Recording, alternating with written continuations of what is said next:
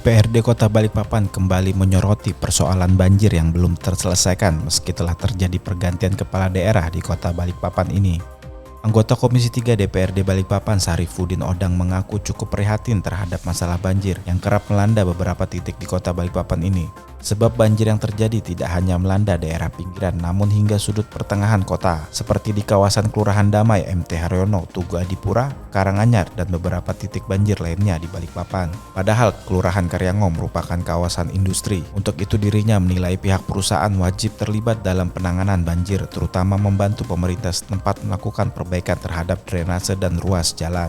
Sebab kendaraan operasional milik mereka termasuk alat beratnya sudah menggunakan fasilitas umum. Dia juga menyampaikan ada sekitar 40% titik banjir yang belum bisa dikendalikan. Sebenarnya Pemkot sudah membuat berbagai perencanaan sebagai antisipasi banjir, namun hal itu juga berhadapan dengan kendala pembebasan lahan. Maka di sini pemerintah juga wajib melibatkan perusahaan dalam penanganan banjir. Kan kepada pemerintah, nanti ya salah satunya harapan kami itu untuk mengirit gitu, APBD.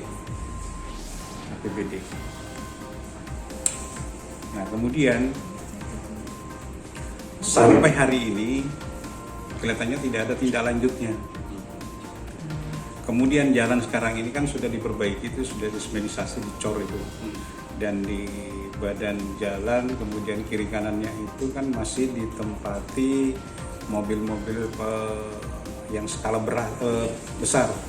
Itu mohon juga di pemerintah disikapi untuk ditertibkan parkirannya. Kan jangan sampai ada perusahaan juga kita tidak mempersulit sesungguhnya, tapi kini minta pengertiannya, ketertibannya, bahwa kalau dia punya itu kan harus menyiapkan di mana parkirannya, jangan asal-asalan saja. Salah satunya kan terganggu lalu lintas, kemudian jalan juga itu tambah rusak gitu.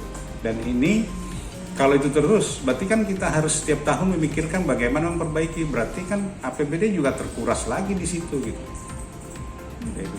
Terus galian jargas itu atau kabel-kabel itu.